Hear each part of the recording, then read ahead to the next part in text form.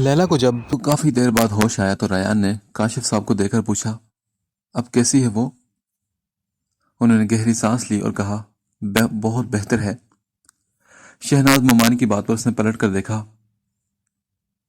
دیکھو بیٹا، میری بیٹی بہت تکلیف میں ہے، وہ تم سے بہت محبت کرتی ہے، انہوں نے روتے ہوئے کہا تو ریان سر جھکا گیا تھا۔ اسے سمجھ میں نہیں آ رہی تھی کہ کیا کہے۔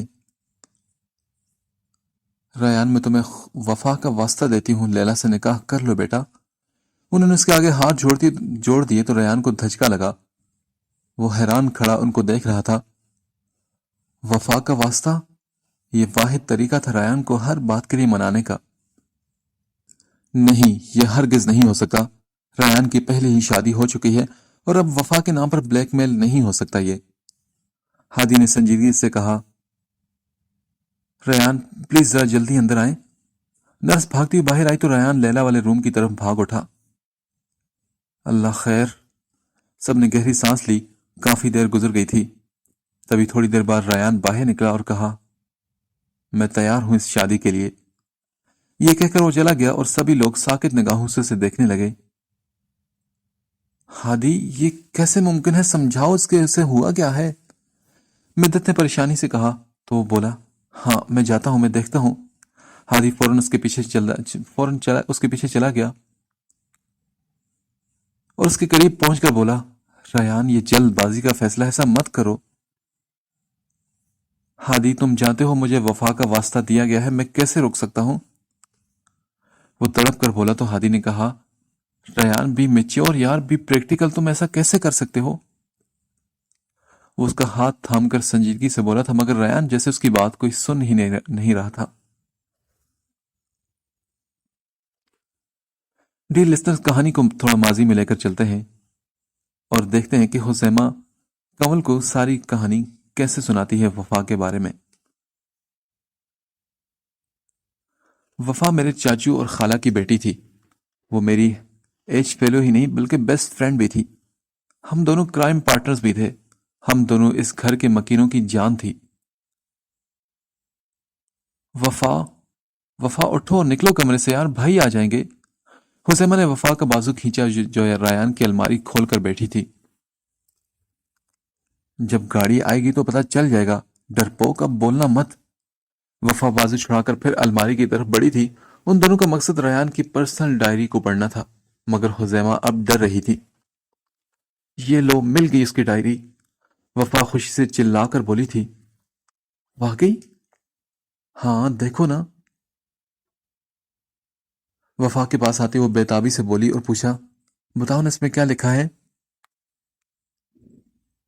کیا ہوا؟ حسیمہ اس کا بدلتا موڈ دیکھ کر ناسمجھی سے بولی، یار یہاں تو بھائی نے بس اپنی زندگی اور ان کی کامیابی کے بارے میں لکھا ہے، یعنی کہ ابھی ان کی لائف میں کوئی نہیں؟ منہ بنا کر کہتے اس نے ڈائری واپس رکھی تھی۔ ہاں اب کیا فائدہ یار اتنی سب محنت کا؟ ویسے تمہارا بھائی بڑا تیز ہے حسیمہ، اتنی آسانی سے تو بالکل ہاتھ نہیں آئے گا۔ وفا نے سر جھٹکا اور پھر وہ دونوں اس کے کمرے سے نکل گئی۔ ریان بیٹے، مجھے تم سے بہت ضروری بات کرنی ہے، سارا زیدی نے اس کے کمرے میں آ کر کہا تو وہ بولا، جی ماما کہیے نا۔ بیٹا میں سوچ رہی ہوں کہ بلکہ سبھی چاہ رہے ہیں کہ کیوں نہ ہادی اور حسیمہ کا نکاح کروا دیا جائے۔ میں نے دیکھا ہے کہ ہادی اس میں بہت زیادہ انٹرسٹڈ ہے۔ انہوں نے ریان کو دیکھتے ہوئے کہا تو وہ بولا، واو یہ تو بہت اچھی بات ہے، اچھا ہے نا کہ چڑیا آنکھوں کے سامنے رہے گی ساری زندگی۔ وہ مسکرا کر خوشی سے بولا تھا، ہاں بالکل، اور تمہاری دلہن لانے کا بھی سوچ لیا ہے میں نے، آخر تم ہادی سے 2 سال بڑے بھی تو ہو۔ سارا زیدی نے مسکرا کر اس کے بالوں کو بکھیرتے ہوئے پیار سے کہا تھا، ماما پلیز اتنی بھی جلدی کیا ہے؟ ریان نے بات کو ہوا میں اچھالا، نہیں ریان دیکھو تم کب سے ٹال رہے ہو مجھے، بس بہت ہو چکا، اب میں تمہاری ایک بات نہیں سنوں گی، اگر تمہیں کوئی لڑکی پسند ہے تو بتا دو، نہیں تو میں اپنی مرضی کر دوں گی۔ اچھا چلیں آپ بتائیں آپ کو کون پسند ہے؟ ریان نے ان سے پوچھا تو وہ دھیرے سے مسکرا کر بولی، وفا۔ کتنا میٹھا نام تھا اس کا۔ کیا کہہ رہی ہیں ماما؟ وفا؟ کیا ہو گیا آپ کو؟ وہ میرے لیے بالکل بہنوں جیسی یار اور ہے بھی بہت چھوٹی۔ وہ کرن کھا کر بولا تھا، ریان، 6 7 سال کا فرق کچھ نہیں ہوتا، اور میں بہت جلد تمہاری شادی وفا سے کروا دوں گی اور ایک بات بھی نہیں سنوں گی۔ اسے وارن کرتے وہ وہاں سے نکل گئی۔ کیا مطلب یار بھائی، عجیب سی زبردستی ہے۔ میں نہیں کر رہا شادی، اور وہ بھی اس آفت کی پڑیا سے۔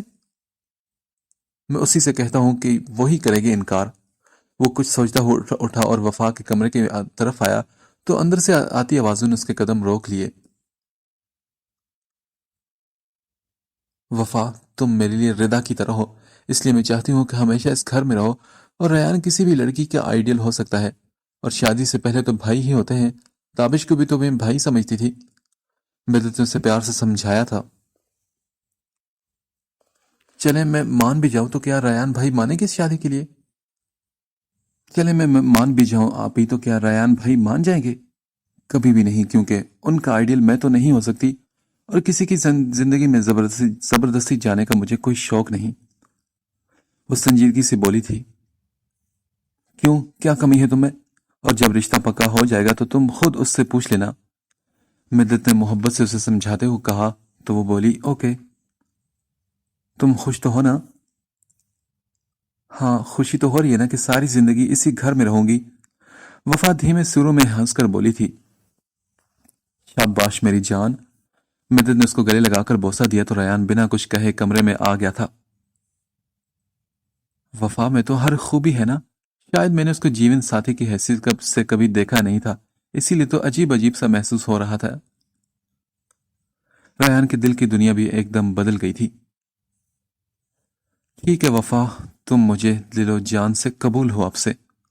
وہ مسکراتے ہوئے اٹھا تھا، اور سارا زیدی اس کا اقرار سن کر بہت زیادہ خوش ہوئی تھی۔ ہادی اور حسیمہ بھی بہت خوش تھے۔ ہادی کو بنا مانگے محبت مل رہی تھی۔ سب شاپنگ کے لیے گئے تھے، مگر گھر پر صرف وفا تھی۔ تبھی ریان آ گیا۔ جب سے رشتہ طے ہوا تھا یہ پہلا آمنا سامنا تھا۔ وہ اس سے کترا کر جانے لگی، تبھی ریان سامنے آیا اور کہا، رکو، تم مجھے اوائڈ کر رہی ہو؟ نہیں نہیں تو کیا تم خوش نہیں ہو اس رشتے سے؟ وہ اس کا جواب جانتا تھا، پھر بھی شرارت سے بولا تھا۔ اس کے سوال پر وفا کے چہرے پر لالی بکھر گئی۔ تم خوش نہیں ہو نا؟ چلے ٹھیک ہے، میں ماما کو کہہ کر انکار کر دیتا ہوں ابھی۔ بھائی ساری زندگی کا سوال ہے، خوش تو ہونا چاہیے تھا نا؟ اسے خاموش دے کر وہ سنجیدگی سے بولا اور پلٹ اٹھا۔ نہیں ریان بھائی، میں تو بہت خوش ہوں، وہ جلد بازی میں بولی تھی، پھر فوراً اپنی زبان کو بریک لگائے اور بولی، وہ میرا مطلب، مجھ سے مطلب پتہ ہے تمہیں؟ وہ مسکرا کر اس کے پاس کھڑا ہوا اور پھر بولا، پتہ ہے وفا، میں بہت خوش ہوں، بے حد خوش۔ وہ محبت سے بولا تو وہ مسکرا کر نظریں جھکا گئی تھی، اور یوں دونوں نے محبت کی سرزمین پر قدم رکھ لیے تھے۔ وفا مایوں بیٹھ کی تھی، کل مہندی تھی۔ وفا بہت زیادہ خوش تھی، جبکہ لیلا کو یہ خبر سن کر آگ لگ گئی تھی۔ اس نے کب سوچا تھا کہ ریان کی شادی وفا سے بھی ہو سکتی ہے۔ اس کے سارے ہنگامے بیکار گئے تھے۔ مہندی والے دن آئی تو دونوں کو ساتھ دیکھ کر وہ اندر تک جھلس گئی تھی۔ آج حزیمہ اور ہادی کا بھی نکاح تھا، سو وہ بہت خوش لگ رہی تھی، ان سے ہنس ہنس کر باتیں کر رہی تھی۔ میری دعا ہے وفا کہ تم مر جاؤ، یہ میری بد دعا ہے۔ وہ کہہ تو نہ سکی منہ پر، مگر دل سے اس نے بد دعا دی تھی۔ حزیمہ اور ہادی کا نکاح ہوا تو وہ دونوں بھی بے حد خوش تھے۔ بارات والے دن سرخ رنگ کے لہنگے میں وہ کسی اور دیس کی مخلوق لگ رہی تھی۔ سبھی لوگ ان پر صدقے واری جا رہے تھے۔ تم نے اچھا نہیں کیا ریان سے شادی کر کے وفا، تم کبھی خوش نہیں رہو گی، یہ میری بد دعا ہے، اور میری بد دعائیں کبھی بھی تمہارا پیچھا نہیں چھوڑیں گی۔ لیلا کی بات پر وفا تڑپ اٹھی تھی۔ ان کی شادی والی رات لیلا نے خودکشی کی کوشش کی، مگر انیلا نے اسے بچا لیا تھا، اور یوں لیلا ہمیشہ ان کے درمیان رہی۔ وفا اور ریان کی زندگی تو گویا جنت میں گزر رہی تھی۔ دونوں کی زندگی حسین تر تھی۔ ریان اس پر صدقے واری جاتا تھا، اس کے منہ سے نکلی ہر بات کو ماننا اپنا اہم ترین کام سمجھتا تھا۔ لیلا بھی وقتاً فوقتاً تانو کی نشتر بازی سے وفا کو ہرٹ کرتی، مگر وہ بھول جاتی تھی۔ میرے ساتھ دھوکا ہوا ہے، سراسر دھوکا، وفا صوفے پر بیٹھے ہوئے تیز لہجے میں کہہ رہی تھی۔ ان کی شادی کو تقریباً 4 ماہ ہو چکے تھے۔ اب کیا ہوا؟ وہ تپے ہوئے لہجے میں پوچھنے لگی تو وفا سیدھی ہو کر بیٹھی اور بولی، میری شادی ہی دھوکے سے کی گئی۔ جھک کر پلیٹ سے فرائز اٹھا کر منہ میں ڈالتے ہوئے دکھ بھرے انداز میں بولی تھی، کیا مطلب وفا؟ دھوکے سے کیا مطلب؟ تمہاری رضامندی سے ہوئی تھی یہ سب؟ حسیمہ غصے سے اسے یاد دلا رہی تھی۔ ہاں ہوئی تو رضامندی سے تھی، مگر مجھے گمراہ کر کے سبز باغ دکھا کر رضامند کیا گیا تھا نا۔ اپنی بھویں اکٹھی کر کے اسے بتا رہی تھی تو حسیمہ نے جواباً دانت پیسے تھے، یہ لڑکی کبھی بھی سیدھی بات نہیں کرتی تھی۔ یار اب بکواس بھی کرو کہ ہوا کیا ہے، بتاؤ مجھے۔ حسیمہ نے گہرا آلود نظر اس پر گاڑتے ہوئے اسے غصے سے کہا، دیکھو حسیمہ، مجھے کہا گیا تھا کہ شادی کر لو اس سے، یہ کھڑوس بدل جائے گا۔ اور دوسرا، تم نے مجھے وہ ناول سینڈ کیا کہ پڑھو، وہاں ہیرو کتنا کھڑوس تھا، ریان سے بھی زیادہ، لیکن جب اس کی شادی ہوئی تو وہ بدل کے اپنی بیوی سے پیار کرنے لگا، اسے شاپنگ پر لے کے جانے لگا۔ ہائے کتنا رومانٹک طریقے سے وہ اسے دیکھتا تھا جب وہ کوئی کام کر رہی ہوتی تھی۔ پتہ ہے ابھی تھوڑی دیر پہلے مجھے لگا کہ ریان مجھے دیکھ رہے ہیں، میرا دل 400 کی سپیڈ سے دوڑنے لگا تھا، میری دھڑکنیں اودم مچا رہی تھی، اور میں نے ساری ہمت کر کے ذرا سی پلکیں اوپر کی تو وہ لیپ ٹاپ پر لگے ہوئے تھے۔ میرے تو سارے جذبات اور احساسات کا جنازہ ہی نکل گیا۔ اب تم خود بتاؤ، کیا یہ دھوکہ نہیں ہوا؟ دھوکہ نہیں بلکہ ظلم ہوا ہے میرے ساتھ، مجھے اس کھڑوس کے پلے باندھ دیا ہے تم سب نے مل کر۔ روحانسی ہو کر وہ اسے اپنے اوپر ہونے والے ایک ایک ظلم کا بتا کر آخر میں تائیدی انداز میں اس سے پوچھنے لگی۔ حزیمہ اس کی باتیں مکمل غور سے سن رہی تھی۔ وفا نے اپنی زبردستی کے آنسو گال پر بہانے کے لیے آنکھیں زور سے میچ کر کھولی تھی۔ تم ٹھیک کہہ رہی ہو وفا، یہ دھوکہ نہیں بلکہ ظلم ہے، واقعی تم پر بہت بڑا ظلم ہوا ہے۔ وہ اسے دیکھتے ہوئے خاصے ٹھہرے انداز میں بولی تو وفا نے فوراً سر ہلایا تھا، لیکن ظلم تمہارے ساتھ نہیں بلکہ میرے بھائی کے ساتھ ہوا ہے۔ حزیمہ اسے گھور کر سخت انداز میں بولی تو وفا اسے شوق ہو کر دیکھنے لگی۔ بن گئی نہ تم بھی وہی روایتی نند؟ صحیح کہا تھا کسی نے کہ دوست سے کبھی رشتہ داری نہیں بنانی چاہیے۔ اف بس بھی کرو ڈرامہ کوئین، شادی کو ابھی صرف ایک ہفتہ ہوا ہے اور تم تھوڑا صبر تو کر لو، دیکھ لینا وہ ضرور بدل جائیں گے۔ حزیمہ نے اس کا ہاتھ تھام کر اسے نرم لہجے میں سمجھانے کی کوشش کی۔ نہیں بھائی، مجھ سے نہیں ہوتا اتنا صبر۔ وہ اپنا ہاتھ جھٹکے سے چھڑا کر اٹھ کر چلی گئی تو حزیمہ نے افسوس میں سر ہلایا۔ پتہ ہے حزیمہ، وہ جو ناول تھا، وہ لڑکی تو اس کی دوسری بیوی تھی نا؟ چند منٹوں بعد وہ پلٹ کر واپس آئی اور اسے بے دکھی بات بتائی تو حزیمہ نے اسے اچنبے سے دیکھا اور پوچھا، ہاں تو کیا ہوا؟ تو یہ کہ ریان پہلی شادی کر چکے ہیں، اور وہ بھی کسی سے چھپ کر، جس کا ہمیں پتہ بھی نہیں۔ وہ اس کے پاس بیٹھی اور رازدارانہ انداز میں بولی تو حزیمہ کا اب صحیح معنوں میں اپنا سر پیٹنے کو دل چاہنے لگا۔ ہو سکتا ہے کہ تم پہلی بیوی ہو، اس نے گہری سانس لے کر عام انداز میں کہا۔ دعا کرو کہ میں دوسری بیوی ہوں، کیونکہ پہلی بیوی تو مر جاتی ہے، وفا خوف زدہ انداز میں بولی تھی۔ اس کی باتوں پر حزیمہ نے کانوں پر ہاتھ رکھ کر انکار میں سر ہلایا۔ یہ تو طے تھا کہ اگر اس کا بھائی نہیں بدلا تو وفا گھر میں سب کچھ بدل کر رکھ دی تھی، مگر کون جانتا تھا کہ وفا واقعی سب کو بدل کر رکھ ڈالے گی۔ حزیمہ رو رو کر ساری کہانی کنول کو بتا رہی تھی۔ کنول نے اٹھ کر اسے پانی کا گلاس پکڑا دیا۔ اس سے پہلے کہ وہ مزید کچھ بتاتی، ہادی آ گیا تھا، اس کے ساتھ ریان بھی تھا۔ حزیمہ ننگے پاؤں بھاگتی ہوئی اس کی طرف گئی اور بولی، کیا ہوا، وہ ٹھیک تو ہے نا؟ ہاں وہ ٹھیک ہے، ایک بار ہوش آیا تھا مگر پھر سے اس نے وہی ضد اور وہی رٹ لگا کر رکھی ہے اور پھر سے بے ہوش ہو گئی ہے۔ اور ہاں تم میری بات سننا ذرا۔ حزیمہ کو بتا کر اس نے کنول کو اشارہ کیا اور خود کمرے کی جانب بڑھ گیا تو کنول نے بھی نہ سمجھی سے اس کی پیروی کی۔ ان کے جاتے ہی ہادی حزیمہ کو ساری سچویشن بتانے لگا۔ کنول روم میں داخل ہوئی تو ریان بہت سنجیدہ لگ رہا تھا اسے، ایسا لگ رہا تھا جیسے اس کے چہرے پر صدیوں کی تھکن تھی۔ جی آپ نے بلایا مجھے؟ ہاں بیٹھو یہاں۔ ریان نے بیڈ کی طرف اشارہ کیا تو کنول سر ہلا کر بیٹھ گئی۔ دیکھو کنول، میں نے ایک فیصلہ کیا ہے، میں کسی بھی انسان کا آئیڈیل نہیں ہو سکتا، کیونکہ میں ٹوٹے دل کا بندہ ہوں جو زندگی کے دن پورے کر رہا ہوں، اور تم زندگی کو انجوائے کرنے والی لڑکی ہو۔ میں جانتا ہوں کہ ماما لوگوں نے بلکہ ہم سب نے خود غرض ہو کر صرف اپنا سوچا ہے، مگر میں اب تم سے مخلص ہو کر ایک فیصلہ کر رہا ہوں۔ میں تمہیں چھوڑنا چاہتا ہوں تاکہ تمہاری شادی کسی بہت اچھے انسان سے ہو سکے جو تمہیں محبت، پیار، توجہ سب دے سکے۔ میں چاہتا ہوں کہ ہم دونوں مل کر یہ فیصلہ کریں۔ لیلا نیم پاگل ہو چکی ہے۔ وہ ہوش میں آئی تو پاگلوں کی طرح چلا رہی تھی، بالکل ایسے ہی اذیت سے گزر رہی تھی جیسے کبھی میں گزرا تھا۔ لیلا میرے بارے میں سب جان کر بھی میری ساتھ زندگی گزارنا چاہتی ہے، جبکہ تم جان گئی تو صرف مجھے چھوڑنا چاہو گی۔ اس لیے یہ الزام میں اپنے سر لے لیتا ہوں۔ مجھے مامانی نے وفا کا واسطہ دیا ہے کہ میں لیلا سے نکاح کر لوں تاکہ اسے میری وجہ سے مزید دکھ نہ ملے۔ یہ فیصلہ صرف تمہیں ابھی تکلیف دے گا، مگر تم ساری زندگی پھر تم پرسکون رہو گی۔ آج پہلی بار میں نے خود غرض ہوئے بنا سوچا ہے۔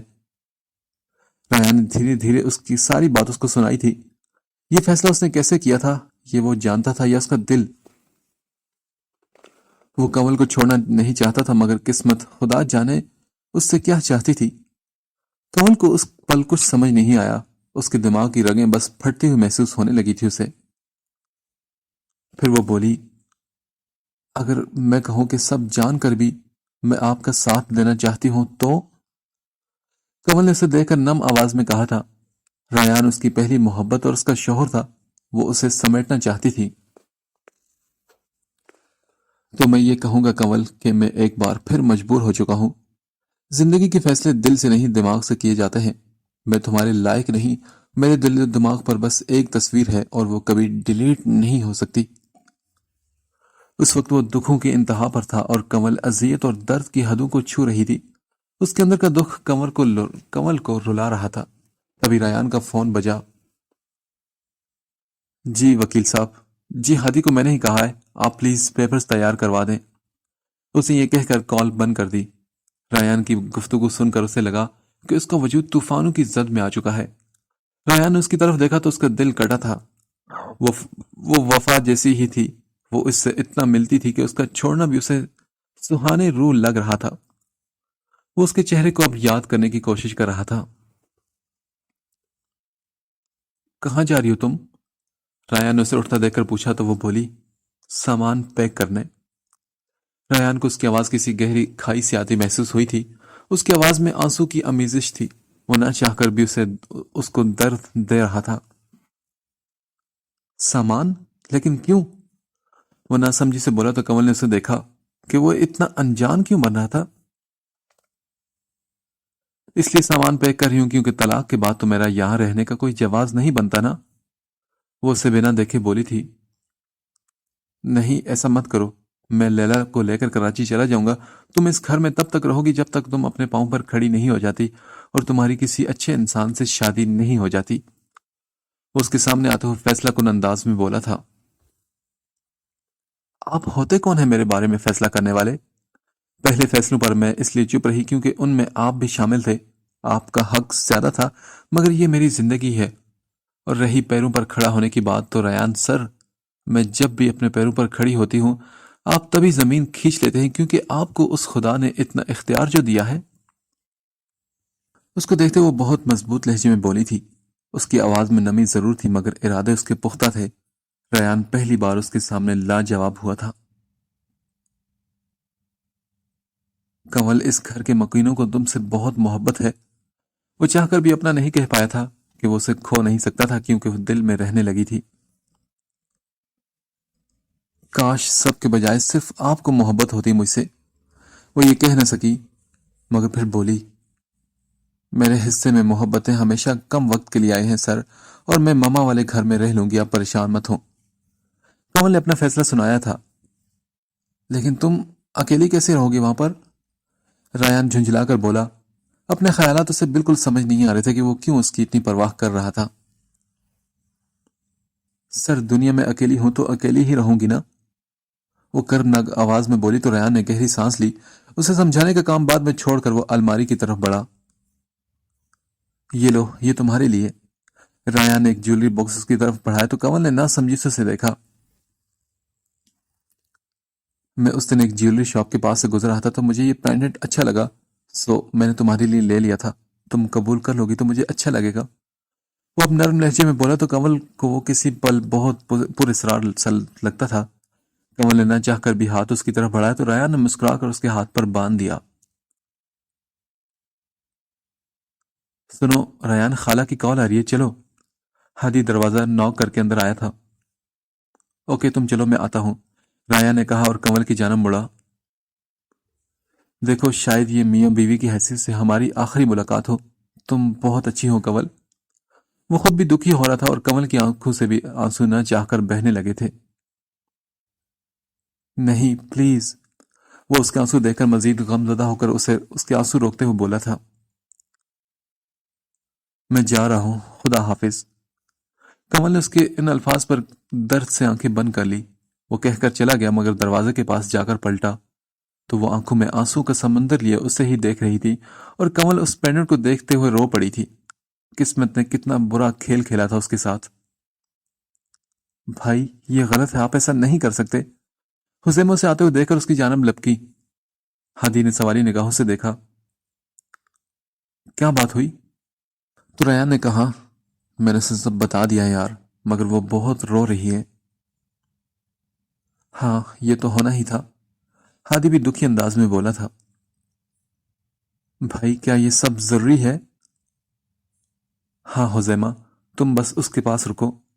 وہ دونوں باہر نکلے تو وہ بھی کچھ سوچتے ہوئے ان کی طرف لپکی تھی۔ بھائی مجھے بھی آپ لوگوں کے ساتھ جانا ہے، آخر میرے بھائی کا نکاح ہے۔ وہ یہ کہہ کر گاڑی میں جا کر بیٹھ کی تو ریان نے ٹیرس کی طرف دیکھا۔ کنول وہاں ہی کھڑی اسے دیکھ رہی تھی۔ دونوں نے ایک دوسرے پر ایک الوداعی نظر ڈالی، جیسے اس کے بعد آنکھیں پھر نہ دیکھیں گی تجھے، جیسے اس کے بعد آنکھیں پھر نہ دیکھیں گی تجھے، میں کہ تجھ کو دیکھتا ہوں مرنے والوں کی طرح۔ میں اسے کھو نہیں سکتا، مجھے کوئی فیصلہ کرنا ہوگا۔ ریان اپنی کنپٹیوں کو سہلایا تھا۔ میں وفا کی خاطر کنول کو قربان نہیں کر سکتا، میں ایسا نہیں کر سکتا۔ ریان سر ہلاتے ہوئے کچھ سوچ رہا تھا۔ سارا راستہ وہ سوچ بچار کرتا رہا۔ اسے آتا دیکھ کر کاشف صاحب نے پوچھا، کیا نکاح خاں کو بلا لاؤں؟ سارا زیدی کو تو پریشانی سے برا حال ہو رہا تھا۔ حزیمہ ان کی طرف بڑی تو ریان نے کہا، نہیں ماموں، ابھی رک جائیں فی الحال۔ اس کی بات پر سب نے نہ سمجھی سے اس کی طرف دیکھا تھا۔ دوسری جانب کنول کمرے میں آئی اور ایک بیگ میں اپنے 2-3 جوڑے رکھے، اپنی اور ریان کی شادی والی پکچر رکھی۔ اسے اب جانا تھا یہاں سے۔ اس نے ایک پیج پر کچھ لکھنا شروع کیا اور لکھ کر پیج سائڈ ٹیبل پر رکھا اور بیگ اٹھا کر چل پڑی۔ رانی اس وقت کچن میں تھی ورنہ ضرور اس سے پوچھ گچھ کرتی کہ کہاں جا رہی ہے۔ اس گھر سے نکلتے وہ شدت سے رو پڑی تھی۔ ان چند مہینوں میں اس گھرانے نے اسے بہت کچھ دیا تھا۔ ماما کے گھر آئی تو دل ایک بار پھر غم میں ڈوب گیا۔ یہاں تو ریان سر پہلے ہی آئیں گے، کیا فدیہ کے گھر چلی جاؤں؟ نہیں، اس کے گھر بھی نہیں جا سکتی، وہ بھی سر کو بتا دے گی۔ ہاں یہ ٹھیک رہے گا۔ وہ تیزی سے ساتھ والوں کے گھر آئی۔ اسے دیکھ کر شانی بہت خوش ہوا۔ ارے کمل آپی، آپ آئیے نا اندر۔ اس نے فوراً اسے اندر آنے کا راستہ دیا۔ روبینہ خالد بھی اسے اتنے عرصے بعد دیکھ کر خوش ہوئی تھی۔ شانی مجھے تم سے ایک بہت ضروری کام ہے۔ کنول نے شانی کو دیکھا تو اس نے فوراً سر ہلا کر سوالی نگاہوں سے دیکھا تو وہ بولی، شانی مجھے کراچی جانا ہے اور وہ بھی پہلی فلائٹ سے۔ اس لفافے میں سارے ڈاکومنٹس ہیں، تم اس کا بندوبست کر دو۔ کنول نے اسے بتایا تو وہ سب سمجھ گیا۔ مینا آج ہی پاکستان آئی تھی، وہ اس کے گھر کا ایڈریس لے چکی تھی۔ کیا مطلب؟ کاشف نے نہ سمجھی سے اسے دیکھ کر پوچھا تھا۔ مطلب یہی ماموں کہ فی الحال میں یہ نکاح نہیں بلکہ منگنی کرنا چاہتا ہوں لیلا سے۔ وہ سنجیدگی سے بولا، ہاں یہ بھی ٹھیک رہے گا۔ سارا زیدی کو اس کا فیصلہ سمجھ آ گیا تھا۔ انہیں اپنے بیٹے پر ٹوٹ کر پیار آیا تھا جس نے اتنی ٹینشن اور دباؤ میں بھی اچھا فیصلہ کیا تھا۔ کاشف صاحب اور شہناز ممانی وہاں سے لیلا کے روم کی طرف چلے گئے تو حزیمہ نے نہ سمجھی سے دیکھا اور بولی، ریان بھائی مجھے آپ کا فیصلہ کچھ سمجھ نہیں آیا۔ حزیمہ بچے، میں اس سے فی الحال منگنی کر کے جان چھڑانا چاہتا ہوں اور تب تک میں کنول کو لے کر کل ہی کراچی چلا جاؤں گا۔ اس کی بات سن کر سارا زیدی خوشی سے رو پڑی تھی۔ اس نے ان کو اپنے ساتھ لگایا تو سبھی کو خوشی ہوئی تھی یہ فیصلہ سن کر۔ وہ سب لوگ جب گھر پہنچے تو ریان اپنے کمرے کی طرف چلا گیا۔ اس کا سارا کمرہ اندھیرے میں ڈوبا ہوا تھا۔ کہاں گئی یہ لڑکی؟ ریان کو کمرے میں اس کی عادت ہو چکی تھی، اس لیے اسے موجود نہ پا کر اسے اچھی خاصی کمی محسوس ہوئی۔ اب کہاں چلی گئی؟ میں اسے کیسے سناؤں اس کو یہ خوشخبری کہ میں اب اس کو کبھی بھی نہیں چھوڑوں گا؟ کیا کہوں؟ کوئی سرپرائز دیتا ہوں۔ وہ گہری سوچوں میں گم کوئی منصوبہ بندی کر رہا تھا۔ وہ چینج کر کے باہر آیا تو اس کا دل بے چین سا تھا۔ کہاں گئی یہ لڑکی؟ کیا مجھ سے ناراض ہے ابھی تک؟ اس نے ہی سوچا اور کچھ سوچتے ہوئے کال کی تو اسے جواب نہ ملا۔ ریان کو خطرے کی گھنٹی بجتی محسوس ہوئی۔ وہ گم سم سا بیڈ کی طرف آئے تو اس کی نظر ٹیبل پر پڑے کنگن پر پڑی۔ یہ یہاں کیوں پڑا ہے؟ اس نے نہ سمجھی سے کنگن اٹھائے تو نیچے ایک کاغذ تھا۔ ریان کا دل رک کر چلا تھا، یعنی وہ بچھڑنے کی ہر رسم نبھا کر گئی تھی۔ اس نے فوراً اس کا لکھا خط اٹھایا جس میں لکھا تھا، یہ کنگن مجھے آپ کی بیوی ہونے کی حیثیت سے ملے تھے۔ جب آپ وہی رشتہ مجھ سے چھین لیں گے تو ان کا کوئی حق نہیں میرے پاس رہنے کا۔ مجھے سمجھ میں نہیں آ رہی کہ میں کیا لکھوں، مگر بس اتنا کہوں گی کہ آپ مجھے ڈھونڈنے کی کوشش مت کریے گا۔ میں آپ کے گھر سے نہیں بلکہ اس شہر سے بھی دور جا رہی ہوں۔ ریان نے یہ پڑھ کر تھکے ہوئے انداز میں سر بیڈ کی پشت سے ٹکا کر انگلیوں کو بالوں میں پھنسایا تھا۔ یار تم بھی مجھے چھوڑ گئی نا، سب حقیقت جان کر؟ اس نے غصے میں کشن دیوار پر دے مارا۔ اس کا دماغ اس وقت بالکل خالی ہو رہا تھا۔ اگر مجھے ذرا سی بھی بھنک پڑتی تمہارے ارادے کی تو میں تمہیں سب سچ بتا کر جاتا۔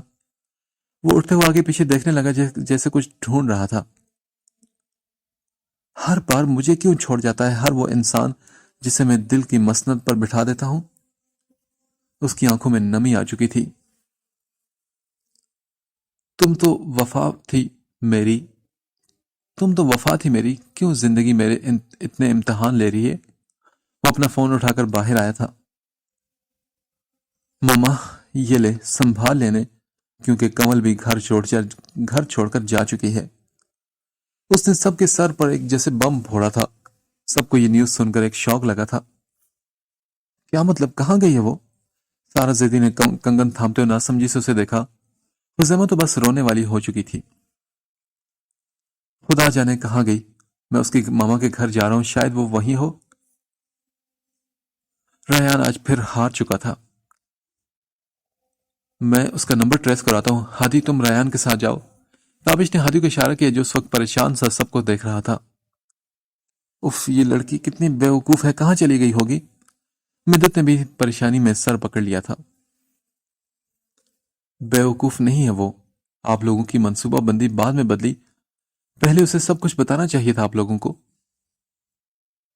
حزیمہ دکھ سے بولی تو سارا زیدی نے کہا، تم اسے کال تو کرو۔ نہیں اٹھا رہی وہ کال، میں نے اسے ابھی کال کی تھی۔ تبھی تابش نے لاؤنج میں آ کر بتایا، ہاں اس کے نمبر کی لوکیشن ٹریس کروا لی ہے میں نے، اور وہ اس وقت اپنے ماما کے گھر پر ہی موجود ہے۔ اوہ شکر ہے کہ وہ یہی ہے۔ اس کی بات سن کر سبھی نے اطمینان بھری گہری سانس ہوا کے سپرد کی تھی۔ ریان اور ہادی ریش ڈرائیونگ کرتے اس کے گھر پہنچے تو وہاں پر بڑا سا تالا ان کا منہ چڑھا رہا تھا۔ یعنی وہ اپنا موبائل یہاں چھوڑ کر گئی ہے؟ ہادی نے سوچ کر کہا تو ریان نے دکھ سے سر کو ہلایا۔ شاید ان کے گھر ہو۔ ریان نے برابر کے گھر والوں کی طرف اشارہ کیا اور پھر دروازہ کھٹکھٹا کر انتظار کرنے لگا۔ شانی نے دروازہ کھول کر ان دونوں کو دیکھا اور بولا، جی آپ کون؟ میں کمل کا شوہر ہوں، کیا آپ بتا سکتے ہیں کہ کمل کہاں ہے؟ ریان نے بےتابی سے پوچھا۔ او اچھا آپ آ گئے، میں ابھی آیا۔ وہ پرجوش ہوا اور اندر کی طرف بڑھا تو ریان نے مسکرا کر ہادی کو دیکھا کہ شکر ہے کہ کمل یہی ہے۔ اس کے مسکرانے پر ہادی بھی مسکرا اٹھا تھا۔ شانی واپس آیا اور کہا، بھائی یہ لیں، یہ اپنا فون کمل آپی صبح جلدی میں یہاں بھول گئی تھی۔ شانی نے فون اس کی جانب بڑھایا تو امید کا چراغ بھی گل ہو گیا۔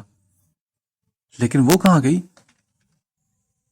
بھائی وہ یہاں آئی تھی تھوڑی دیر کے لیے مگر پھر چلی گئی۔ گئی کہاں یہ بالکل نہیں معلوم۔ اس نے کمل کی پڑھائی ہوئی سبق سنایا تھا۔ ریان نے دیوار کو تھام لیا۔ امید کا آخری چراغ بھی بجھ چکا تھا۔ وہ شانی کو شکریہ کہہ کر اس کی طرف آیا اور بولا، چلو گھر چلتے ہیں۔ ہادی یار کیسے جاؤں گھر، وہ کہاں چلی گئی؟ تھکے ہوئے انداز میں کہتے اس نے گاڑی سے ٹیک لگائی تھی۔ یار گھر چلتے ہیں، شاید وہ خود واپس لوٹ آئے۔ نہیں، وہ نہیں آئے گی، وفا بھی گئی تھی نا، مگر وہ بھی نہیں لوٹ کر آئی۔ ریحان اذیت ناک لہجے میں بولا تو ہادی نے کہا اللہ نہ کرے کہ وہ کبھی وفا کی طرح جائے۔ اس نے تڑپ کر انکار میں سر ہلا کر کہا تو ہادی نے اس کو سہارا دیا۔ وہ دونوں گاڑی میں بیٹھے تھے تو ریحان بولا ہادی کیا میں اتنا برا ہوں کہ سب مجھے چھوڑ کر چلے جاتے ہیں؟ Rehan please control your self یار۔ ریحان کے کانوں میں وفا کے آخری الفاظ گونجے تھے۔ اس نے اپنے کانوں پر ہاتھ رکھے تو ہادی نے نہ سمجھی سے اسے دیکھا۔ کیا ہوا؟ یار ہادی تو گواہ ہے نا کہ میں نے اسے دھوکہ نہیں دیا تھا۔ یار پھر کیوں اس نے میرا یقین نہیں کیا؟ کیوں اس نے زہر پی کر میری زندگی میں زہر گھول دیا؟ ہادی کو دیکھتے وہ بچوں کی طرح مچل اٹھا تھا۔ وہ اکیلے میں کتنا ہی کیوں نہ روتا ہو، سب کے سامنے وہ پتھر دل بنا رہتا تھا۔